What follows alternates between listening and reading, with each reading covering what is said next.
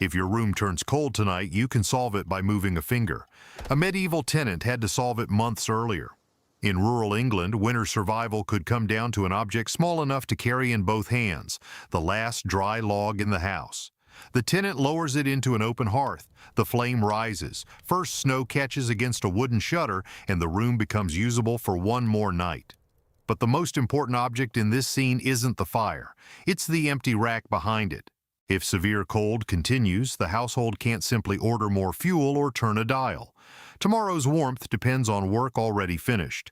That log had to be cut or gathered, hauled home, dried, covered from rain, and left untouched while earlier fires consumed the rest.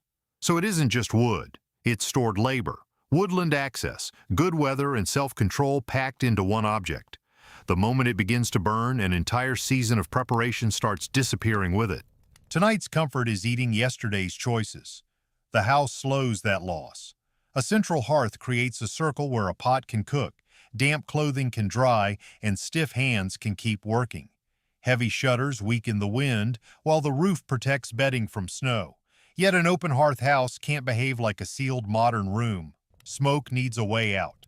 Close every opening and the household chokes. Open the building too widely and heat follows the smoke outside. That makes the medieval house less like a furnace and more like a timer. It doesn't defeat winter. It delays how quickly winter consumes wood, food, fodder, dry clothing, and human strength. The tenant moves closer to the hearth and shifts the pot over the flame. The first solution has worked, but it has exposed the next problem. When the stored wood is gone and snow covers the path, who provides tomorrow's fire? At Wharram, Percy in Yorkshire, excavated later medieval houses show how carefully that timer was built. Their living areas had central hearths. One side could contain sleeping or dairy space, while a cow byre stood beyond a cross passage on the other. Heavy fittings belonged to doors and window shutters. These weren't warm boxes by modern standards, but they controlled wind, smoke, animals, work, and the distance between a body and the fire. Clothing extended that protected space around the person. Medieval finds from London preserve wool, linen, tailoring, buttons, buttonholes, and close-fitting hoods. They can't tell us that every rural tenant owned the same wardrobe. What they reveal is the practical intelligence of fit. A loose garment leaks warmth through every opening. A fitted hood narrows the gap around the face just as a shutter narrows the gap in a wall. You already know the principle if you've ever stood in cold wind with a coat left open. The material matters, but the opening matters too. Woolen outer layers, linen garments, hose, hoods, repaired seams, and fastenings didn't create heat. They kept the warmth a body already produced from escaping too quickly. Every draft stopped by cloth or timber made the woodpile last a little longer. But a person can be protected from the wind and still starve beside a working fire. That is winter's slower trap. On Dartmoor, Hound preserves a tiny medieval hamlet that probably held only 20 or 30 villagers. They farmed about 10 acres of arable land, growing oats and rye in a difficult upland environment. Each property also had a small barn for processing, drying, and storing the harvest. 3 surviving barns contain pairs of stone ovens. Those ovens dried threshed grain so it could be preserved, milled, and used as seed the following year. That is a surprisingly large amount of architecture devoted to keeping moisture out of a few crops. But damp grain stores badly, and mills badly. Without those ovens, part of the harvest could begin failing before anyone placed it in a pot. Drying the grain solved only the first problem. Some of it then had to remain untouched. Seed grain was dinner and next year's harvest inside the same sack. Open that reserve during a hungry winter and the family eats now. Empty it and spring arrives without enough to sow. The cruel part is that the grain could save you twice, but only if you refuse to let it save you completely the first time. This wasn't merely a dramatic possibility. Research on medieval English harvest models poor households trading present consumption against grain stores and sowing rates. A failed harvest could reduce seed and other inputs, making another failure more likely. Separate research covering English yields from 1268 to 1480 found that major shortfalls contributed to subsistence crises, while back-to-back failures accompanied the worst famines. Winter hunger could enter spring disguised as missing seed. Animals offered another way to move autumn food into winter. Medieval calendars repeatedly show swineherds beneath oak trees knocking down acorns while pigs feed below. The practice was known as pannage. The images are conventional, not photographs of every village, but the agricultural rhythm is clear. Woodland fed the pig while mast was abundant, then seasonal slaughter avoided the cost of feeding every animal through the leanest months. Pork could be salted and cured, while grain could be dried and protected. Neither reserve was automatic. Salt had to be obtained. Grain remained vulnerable to moisture, pests, theft, and early consumption. A pig required access to woodland before it became winter meat. Every reserve was really a chain of successful actions, and winter only needed one weak link. Now the story changes. So far, it can sound as though medieval people survived because they knew the right techniques. Manage the hearth, fit the clothing, dry the grain, preserve the meat. They did need that knowledge, but knowledge couldn't produce a log, an acorn, a sack of seed, a barrel of salt, or a bundle of hay. The deeper problem was access. Could this household control the materials needed to use what it knew? Hound makes that hidden cost visible inside the house. During winter, cattle occupied the lower half of a longhouse. The people lived in the raised room above, separated by a cross passage and low wooden screens. Cattle were tethered along the walls, while a central drain carried urine down the slope. The drain did not remove the dung. Someone still had to shovel it through a small opening. This is often retold as the charming trick of using cows as medieval furnaces. The real arrangement was more interesting. The building gave people and cattle shared protection, with warmth and security among the advantages. But this was a furnace that ate. The animal needed hay, water, cleaning, and daily protection. Keeping it alive could preserve traction, milk, manure, breeding value, or wealth.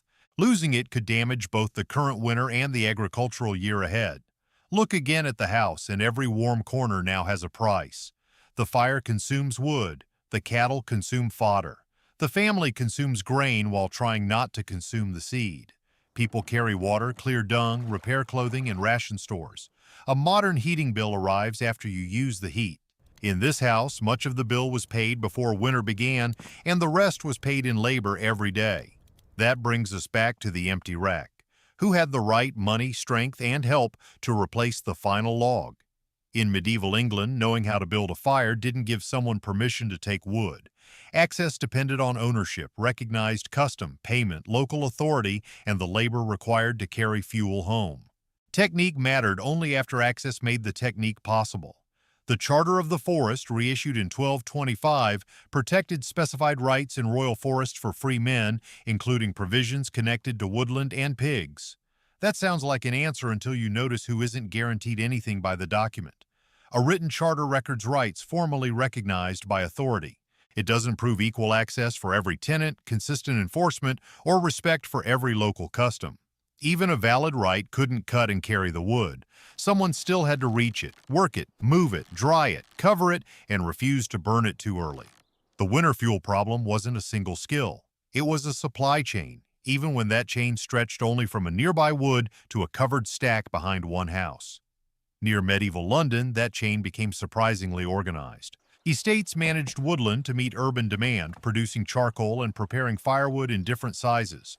Wood could be air-dried, stripped of bark, and moved toward the city by water, allowing more distant sources to enter the market.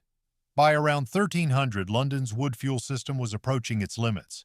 A problem visible in one empty village rack could also exist at the scale of a city. And here is the part one household couldn't solve alone. Medieval records describe two workers cutting firewood together, one using a bill on the underwood and another binding as many as 1,500 bundles in a single contract. Other pairs spread manure by cart or operated a heavy wagon to carry building timber. The work itself explains the partnership. Some loads and tasks were simply larger than one set of hands. Court records preserve the social side most clearly when it broke. Disputes over grain, pasture animals, tools, wages, fences, and damaged fields reveal earlier arrangements that had stopped working. In one case, complaints reached back 16 years, suggesting a long association before cooperation collapsed. Successful informal agreements left fewer traces because nobody needed a court when the pasture was shared, the animal returned, or the promised work completed. That doesn't turn the medieval village into a peaceful community fantasy. Neighbors competed.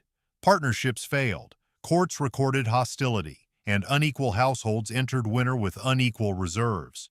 Cooperation couldn't create grain after repeated crop failures or force good weather to return. What it could do was stop one broken link from immediately breaking every other link. A neighbor could become the second pair of hands needed to move fuel. A recognized right could turn forbidden woodland into a possible supply. Shared pasture could keep an animal alive, while credit could delay the moment when shortage became loss. None of this was guaranteed, and every favor could create a future obligation. But social relationships were not abstract comforts. Under winter pressure, they became material resources. So medieval winter survival began before winter. Grain had to be dried, seed kept out of the pot, pigs fattened beneath autumn trees, and fodder and wood brought under cover. Shutters, clothes, tools, and agreements needed repair, while travel and work were still easier. The first snow didn't end every choice. It made every missing preparation more expensive. Return to the tenant beside the hearth. The shutter holds, the pot warms, and the final log still burns. For one more night, the system works, but the flame is consuming far more than wood. Inside it are summer labor, autumn access, protected grain, animal fodder, legal rights, and favors that may later need repayment. The log will burn in a single night. The year inside it began months earlier.